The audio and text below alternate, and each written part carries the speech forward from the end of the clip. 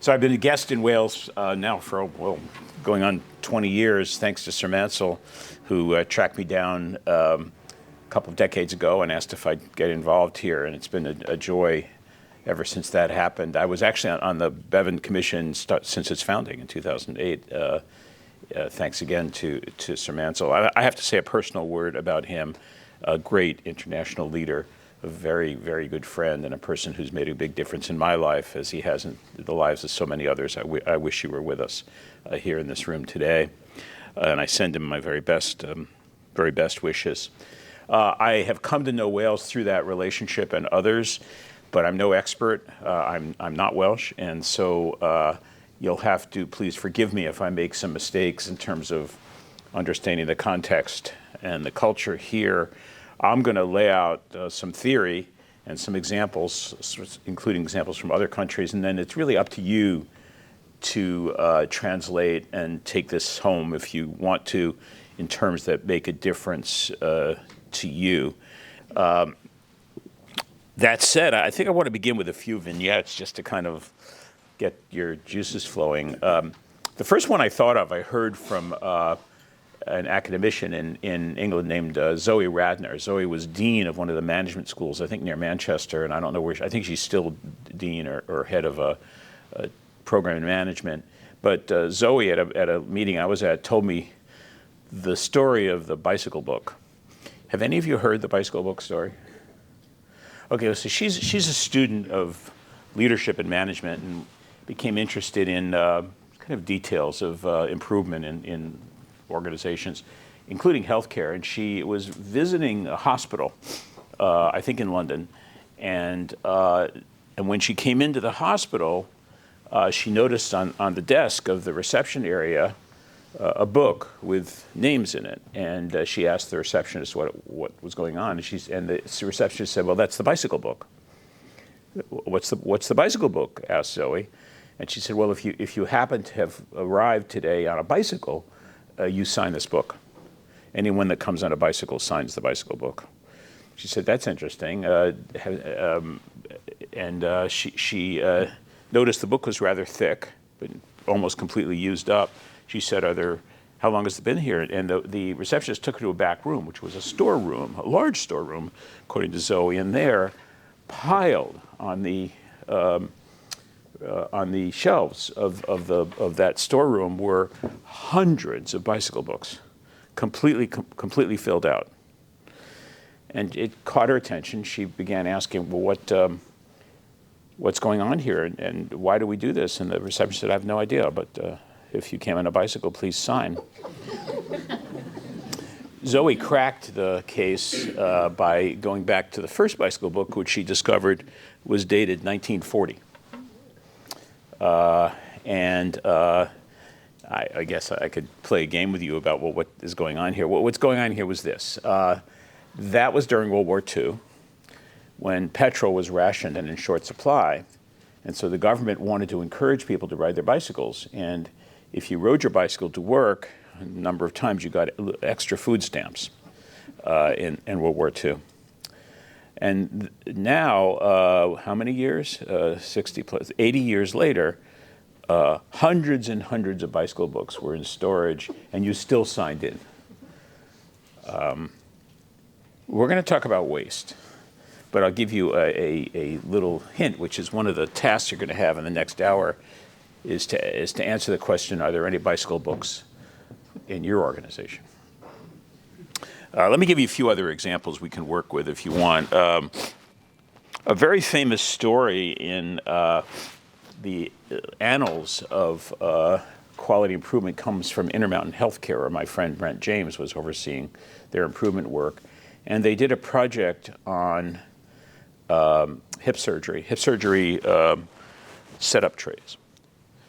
And when you went to the sterile supply room at Intermountain Healthcare's hospital, LDS hospital, you found that there were trays set up for hip surgery, but each shelf was the name of a doctor. This is Dr.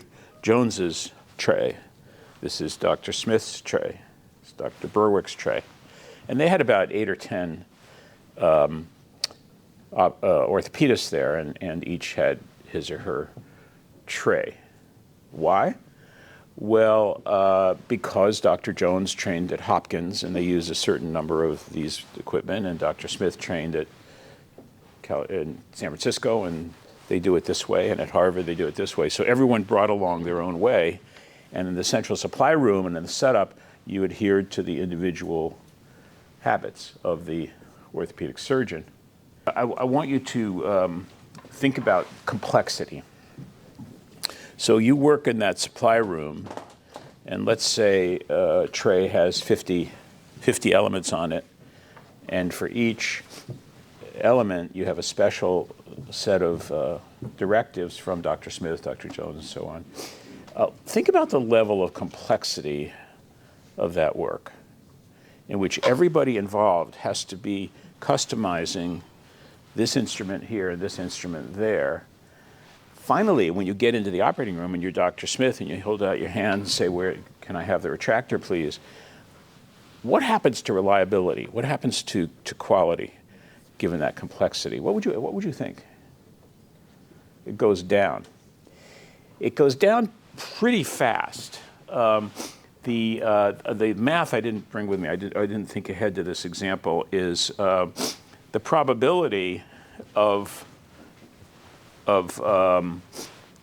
doing it right. Let's say that for any particular item or any particular rule, we're really, really good at it, and we get it right 19 times out of 20. So the probability of a correct step is 0.95.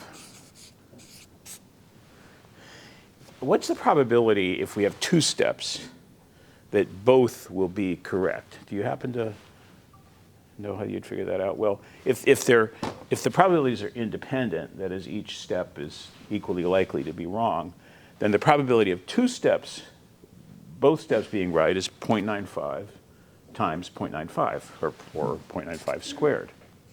If you have 10 elements, it's to the 10th. If you have 100 elements, it's to the 100th. Television set nowadays has about 100 components. If you take 0.95 to the 100th power, what do you think that number is?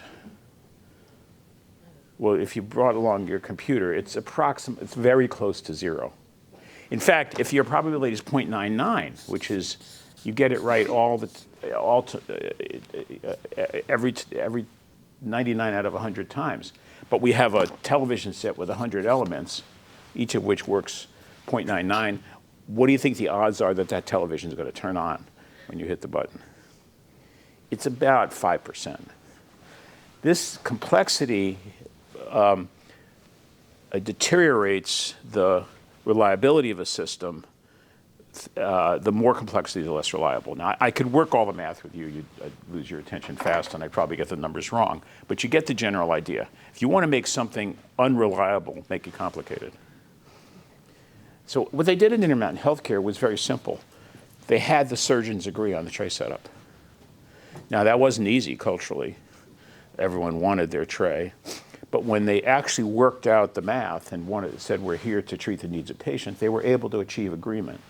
Intermountain Healthcare reported a massive decrease in cost and a massive increase in reliability of the trays simply by having everybody agree on a standard tray. This isn't a matter of control or religion or power. It's just logic. And when a community, in that case orthopedists, agreed to simplify, costs went down and quality goes up. And that's going to be my theme for the next hour, which is there's this mythical belief that we carry it into our work that if you want to have high quality, you have to spend more. And it's exactly wrong. And I'm going to show you why. Let me give you a couple of other examples. I fly British Air all the time. I'm British Air Gold. So you didn't have that on my CV, did you? So when I come to Heathrow, I can get to use the Gold Lounge, which means you get better scrambled eggs. And when you come to the lounge, you show your boarding pass, and they validate, and your passport, they validate that you are indeed gold and you may enter, which I did. So I was in the lounge, and then I remember I was leaving to go to my plane, and so I walked out past the desk. Now here's the person at the desk, and here's me. We were exactly this distance apart, and I walked past her and then said, "Oh, I left my something in the club." So I turned around to go back in, and the receptionist said, "You can't enter." I said, "Well, you just saw me come out." She said, "Well, show me your passport and your boarding pass." I said, "I just walked out. I just passed you." She said, "I'm sorry, I can't let you enter unless you show me the boarding pass." Now, I love British Air, of course, but if you think about that episode and you say, well, what happened to cost and what happened to quality? I was annoyed. I'm sure the person that stopped me was at some level annoyed or demoralized herself. She was doing something stupid, and she knew it, but that's what the rule book said to do. And all that time that she used and all the internet connectivity involved checking me the second time, that just raises the cost of running the British Air. I'm going to start with theory, and we're going to go back to the core question of what is excellence, what is quality, what would be a suitable definition. Now, there are many definitions in the world. You probably have one of your own. The one that I myself used, and this is my definition, quality is the degree to which the work we do meets the needs of the people we intend to help.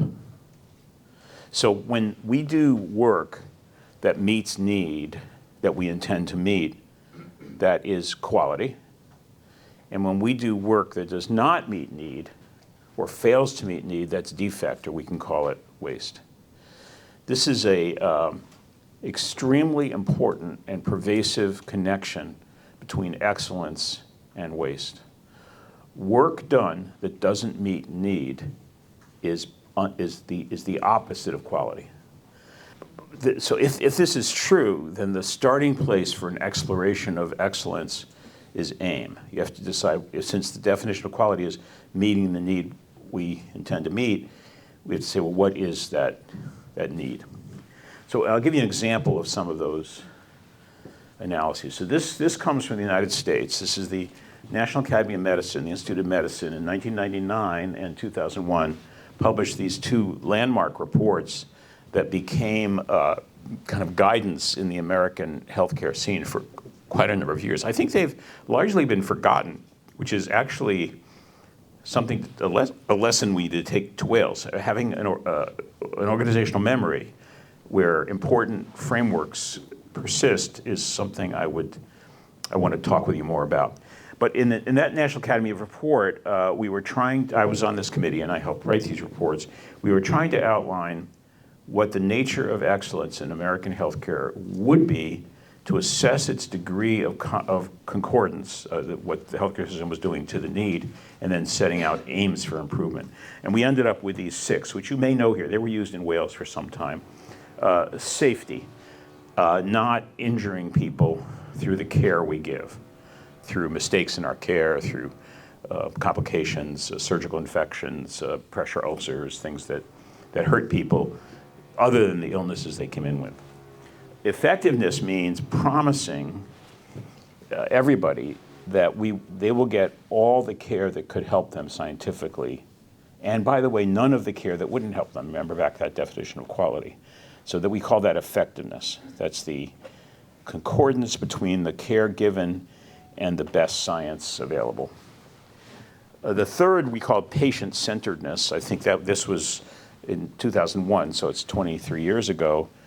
We might use slightly different terms today. Patient-centeredness means the way a friend of mine who ran a hospital called it, every patient's the only patient. That is, that the care given doesn't just conform to the needs of the population, but conforms to the need of Mrs. Jones, which may be very different from the need of Mr. Smith. So it's the ability to focus in on what matters to the patient, what matters to the person.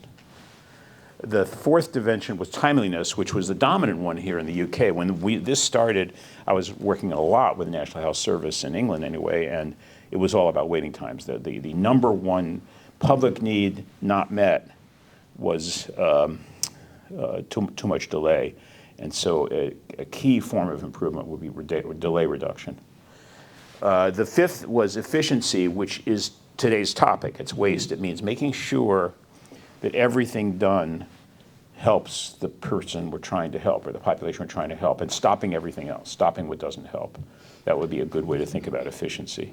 And then finally, equity, which today in the United States would be at the top of any list. We become appropriately obsessed with racial, socioeconomic, ethnic gaps in health status and healthcare delivery. I think it'd be probably the number one on the list. But this constellation, safe, effective, patient-centered, timely, efficient, equitable care, became the organizing principle for a period of time for pursuit of excellence in American healthcare.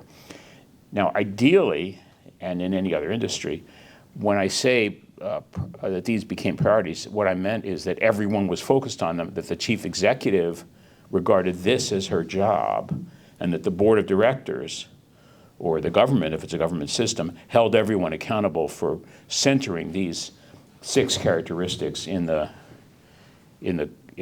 direction of improvement. It also would mean metrics. It would mean that for each case, we would be able to say today, what's our progress and what's our level of safety, effectiveness, and so on. Be taken quite seriously. In 2006, 2 colleagues of mine, John Whittington and Tom Nolan, I remember they came in my office. They said, we got a better framework than that. They said that when you talk about safe, effective, patient-centered, timely, efficient, equitable care, that's the experience of care. If you're in the system, that's what it should be like for Helen's mom. The care would be safe, effective, patient-centered, timely, efficient, and equitable. You can answer how well Helen's mom's needs were met along that list. But they knew that the literature said that the sources of health are not health care. As Sir Mansell would remind us every minute, it has to do with the nature of the communities we're in, and that the health of the population is another and very important set of goals. So, we can reverse diabetes, we can prevent traffic accidents, we can prevent many forms of infection, but not within the healthcare system. We have to work outside it. So they said the second is improving the health of the population, and healthcare eats resources, and there are other needs for those resources. Schools need them, workers need them, governments need them. So they say reduction of per capita cost of use of resources should be part of the goal. And this constellation of aims, better care for individuals, safe, effective, patient-centered, timely, efficient, equitable care, better health for populations, and lower per capita costs became what they call the triple aim, which was widely adopted. In fact, here in Wales, you've used that quite a bit. It's also been enhanced or changed in some contexts. There are organizations now that talk about the quadruple aim because they're focused also on the health and vitality of the workforce and joy in work. So they would say joy in work is part of the constellation of aims. And more recently, with equity rising, some people use the quintuple aim, which would put equity on the screen. I'm not going to debate the models, but I'd say the point I'm making is that as a leader, and you're all leaders, having set in your mind of the aims for improvement is absolutely key to the pursuit of quality. And it's all about the patient, family, community. What's the gap between the work we do and those needs? In Wales, the Bevan Commission settled, I don't know what year exactly, but probably 2012 or so, on prudent healthcare. This is another set of principles. It's sort of like the triple aim, but it's a more, I think it's a better description of attributes of the health and healthcare system in Wales that would better meet the needs of the Welsh population. It's a definition of quality, and it has 4 components. That the public and professionals are equal partners through co-production.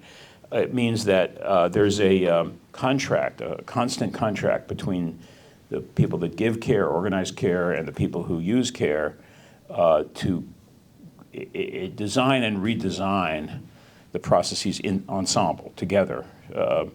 as full partners. It's not, so healthcare is not like a toaster in which it's made in a factory and then given to a person in the kitchen. It's a co-produced property, which means constant dialogue with the community around the question, how are we doing, what do you need, and then importantly, what's your role? How can you help community in the production of health and well-being and health care?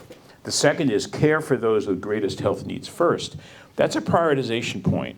It's I believe, a civilized nation. Unfortunately, mine would not meet that definition right now, but yours could, that people in more distress get the help first.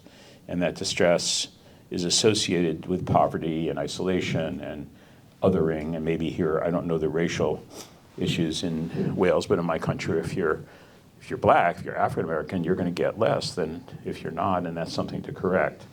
So it's a prioritization design. The third is do only what's needed and do no harm. That's the effectiveness dimension, which is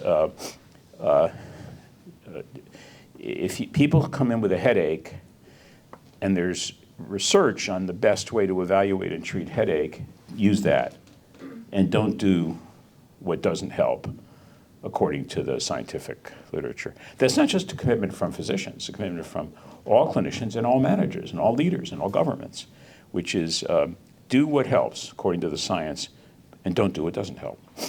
And then finally, reducing inappropriate variation through evidence-based approaches. In the world of quality, variation, there's two kinds of variation. Desirable variation. For example, if I'm in a hospital bed, I may want you to leave me alone. Helen, who's more gregarious, may want company. So excellence is company for Helen and privacy for Don. And that variation is desirable because remember the definition of quality, it's meeting the needs of the people we're trying to serve. And if those needs differ, we want to have a system that can accommodate that, should accommodate that. It's remarkable in Helen's story about her mother's hearing aid how completely absent that is. There's nobody who says, you need a hearing aid, I'm getting it for you, which is the correct answer in that system. Everybody's got a different reason, a different way to deal with it. The inappropriate variation at Intermountain Healthcare was tray variation for surgical setups that only raises costs and increases complexity, and whose only real product is celebrating or honoring the individual preference of the physician, no matter what happens to the system as a whole. So there's appropriate variation. Don wants privacy, Helen wants company, and there's inappropriate variation, which is 8 different tray setups for 8 surgeons. I think I've always liked the prudent healthcare principles. I think they provide a really good general framework for design. If I ran a hospital or health system here, I might well use these. I might say, let's have meetings and have designs, each of which represent our implementation of these principles in the actions we engage in. Now, how big is this problem or opportunity of waste? That is, how much is there really? So let me show you some of the data on that. I'll begin with a study of my own in the US. I did this with a young colleague named Andy Hackbarth in 2012. What Andy and I did was develop a categorical scheme for waste. It could have been the Institute of Medicine's list, it could have been Prudent, but we were looking for types of waste in kind of meaningful categories. And then we went to the literature for each type of waste to say, well, what do we know? What's been studied in the US healthcare system about the magnitude of this? And I'll just show you this was an article we published in JAMA in 2012 on that study, eliminating waste in US healthcare. What we used was a very powerful model that I really love called the Wedges Model. I can't help giving you a little bit of the background. We actually learned this from the environmental movement and the carbon reduction work of two economists at Princeton University, Sokolow and I can't remember, can't remember the other name. Here's what they said. Let's say we want to save the planet. Our current carbon production, CO2 production, is not going to work. It's planet destroying.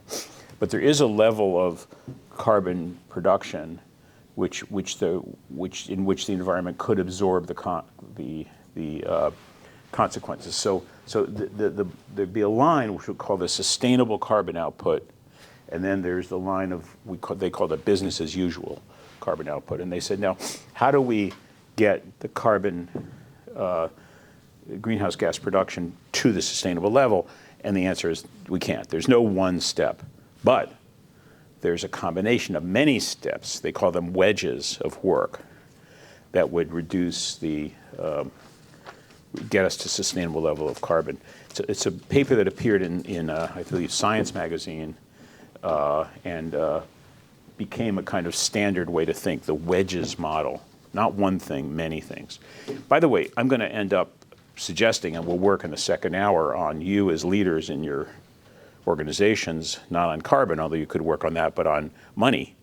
And the answer is, how could you find enough money through waste reduction to get you back to a sustainable organization? The answer is no one thing will work, wedges will work.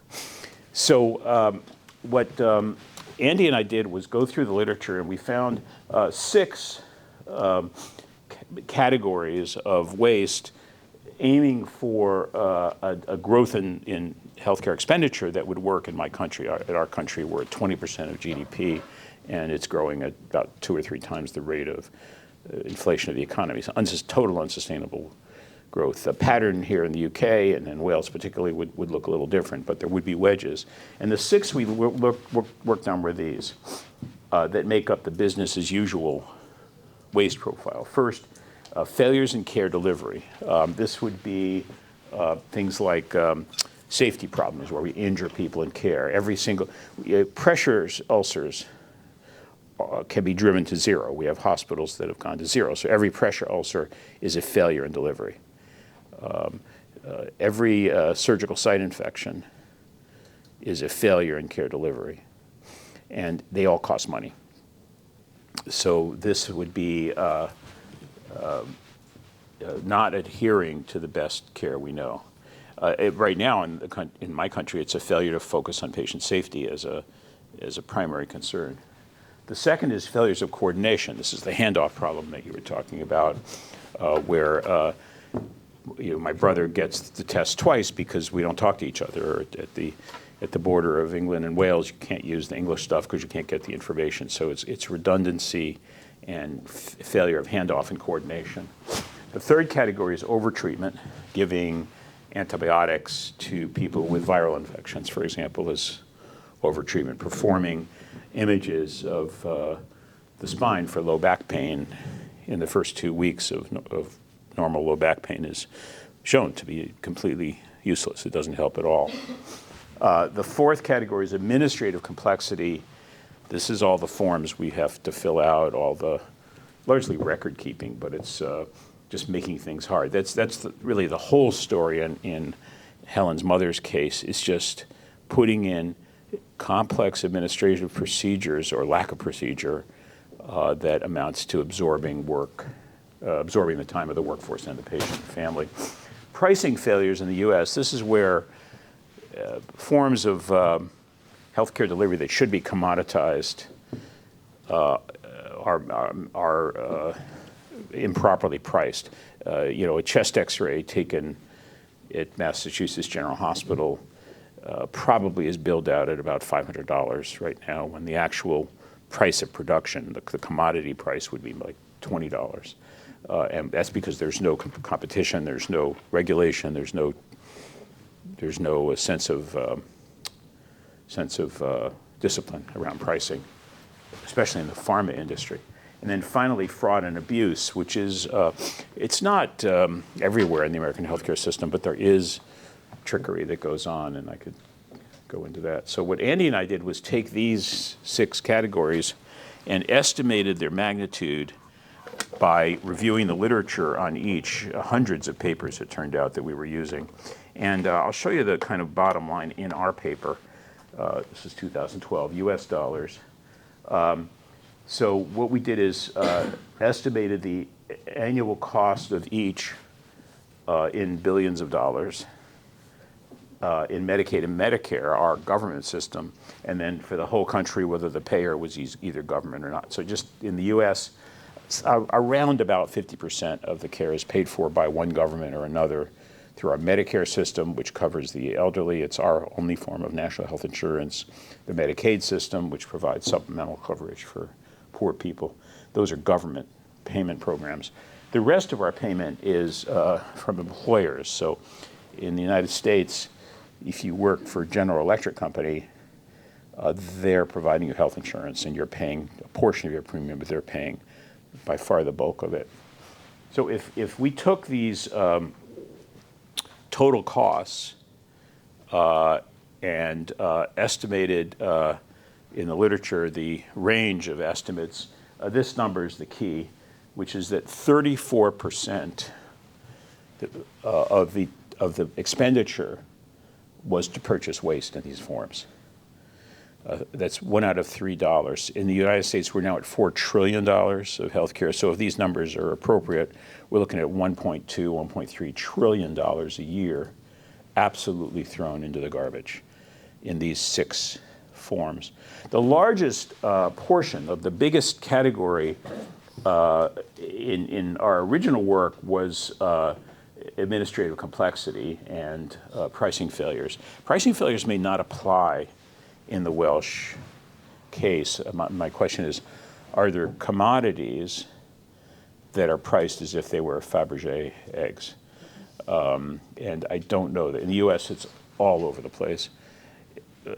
My colleague at Harvard, David Cutler, Professor David Cutler, has taken a much deeper dive into this stuff more recently.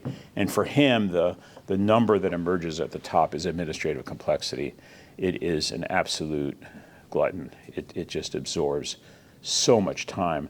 Studies of nurses in the US, when you go to nurses or you follow them through their day or you ask them, we're looking at about, I'd say between 40 and 60% of the time of nurses is going into completely non-value added activities, all related to administrative duties. Keeping records no one will ever use would be a good example. Physicians now, we know in the US, thanks largely to the automated record, are now spending an average of 2 hours a day in their practice simply managing the computer and the record system instead of looking at the patient's face. We have pretty good data on that, which, by the way, is a nice way to demoralize doctors. Just use their time for non-value-added activities.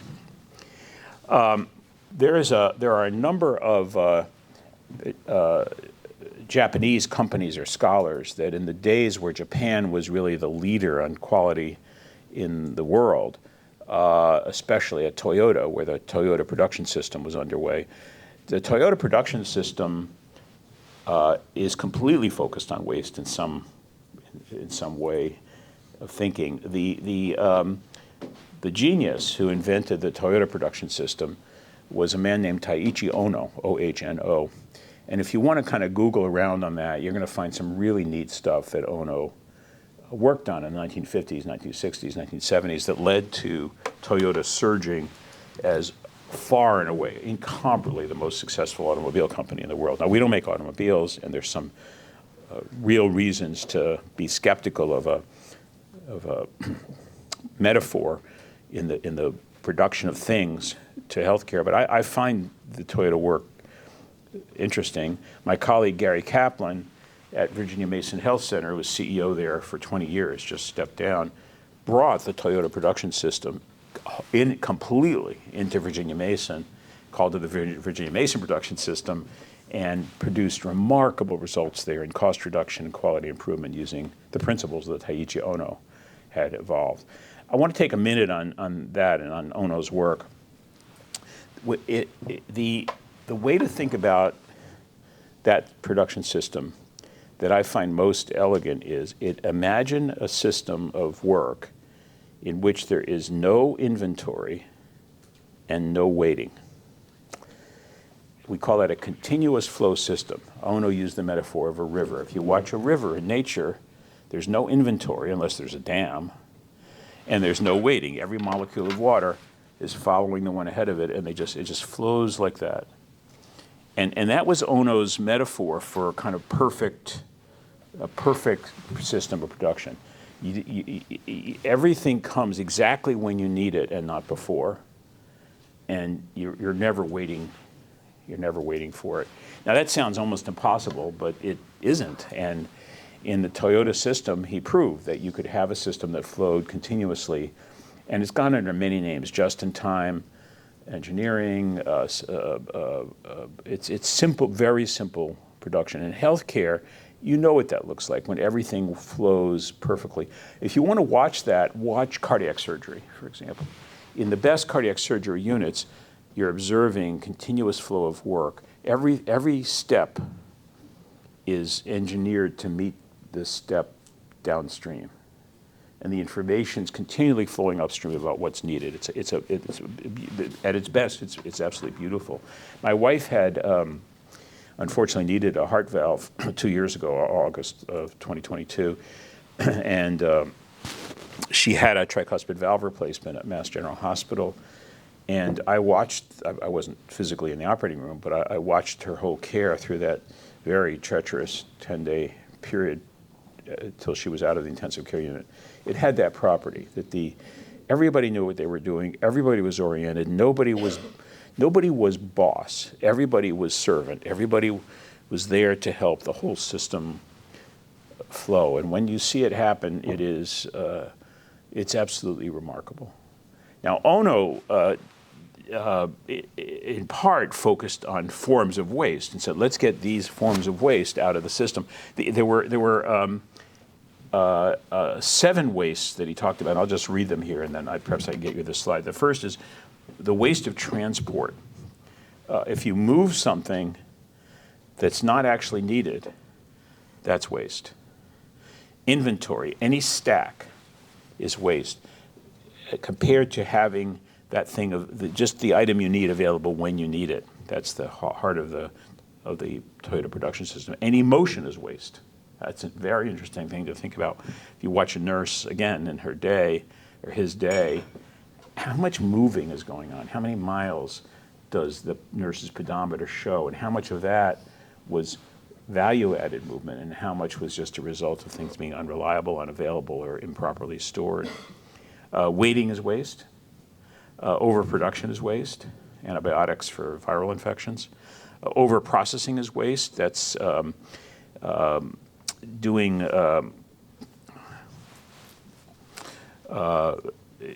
when the tools you're using aren't adequate to the task, and you have to keep doing it again. That's a form of waste, and any defect. This rather comprehensive view of waste infuses all of the legendary companies in the world that began to work on quality in the 1960s and 70s as core to their work. For reasons that aren't clear to me, and this will bring us to the next hour, healthcare never developed that sensitivity. The Japanese call it Muda glasses, Muda glasses are glasses you put on that let you see the waste. Muda means waste in Japanese. In healthcare, we seem to be either blind to it or accepting it as inevitable, or as in your story about the England-Wales boundary, simply being frustrated by it. Like, that's the way it is. We can't get that information, instead of having somebody responsible for ending that form of defect. That, by the way, is where we're going to go in the second hour. You are all executives in some level. You run something big, or you're important in something big, and the question is, does the buck stop with you or not? Are you allowed as an executive simply to complain that it doesn't work, or is it your job, I would even say your main job, to do away with that use of resources that doesn't help anybody? IHI, the Institute for Healthcare Improvement, has for some time now been working on this.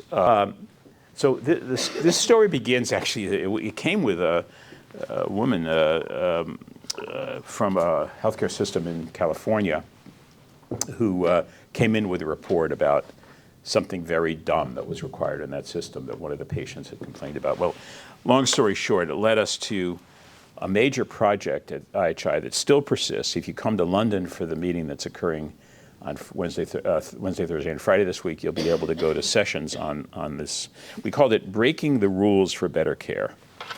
And the question arose, how many rules do we have in place, created with good intentions at the time, but that have no continuing benefit for patients, families, or communities? You already heard one, the bicycle book. At the time created for a colorable reason, no longer have any use at all, and yet a storeroom full of bicycle books. We pulled together a collective of organizations in the first round. It ended up being 24 hospitals who went to their staff, patients, and carers to ask that question. What rules do you observe here that stand in the way of patient care and for which you can find no current benefit? The initial project was a 2-week phase. The first was collecting ideas about rules. We call them stupid rules. And the second phase was breaking the rule. There we had to have the chief executive say to the staff of the hospital, if it's stupid, you can stop it. I'm there for you. I will take the heat. If it doesn't help patients, families, or communities, don't do it. And then offering back the list of collected ideas that came from the patients, families, and communities. The question that was asked to the staff, patients, and carers was, if you could break any rule in service of a better experience for patients or staff or families, what would that rule be? When we started, this was my framing. I said, I think we're going to find 4 kinds of stupid rules, silly rules. Some will be habits, which is, it's just the way we do it here. Even though when you stop and take a breath and think about it, there's no reason we have to do it at all, or at least that way. The second would be myths. In the United States, we have a privacy law called HIPAA, the Health Insurance Portability and Protection Act. And HIPAA has in it some requirements about personal identified information. It has become a monster. Everybody quotes HIPAA. If I call my brother's hospital and say, is my brother there? I am likely to hear the answer, I can't tell you. HIPAA won't let me tell you, which of course is not the case. But these HIPAA myths are everywhere. And it turns out, and we thought, that some of these silly rules, people were quoting rules or laws or regulations that didn't exist, but they had come to believe it, and they become. I myself had an x-ray a couple months ago in a hospital in Boston, and I'm a physician, and I knew exactly what we were looking for, and I can read x-rays. And when the x-ray was taken, I said to the tech, can I see my x-ray? And she said, no, we don't allow that. I have no idea. I suspect that is a myth or habit in which nobody said they don't allow it, except now they say they don't allow it. I know there's no regulation involved. The third were administrative prerogatives. These are restrictions or rules that are there. They're in the manual, but they're created within the organization. They're completely under the control of the organizational structure, the chief executive, chief medical officer, whatever committees.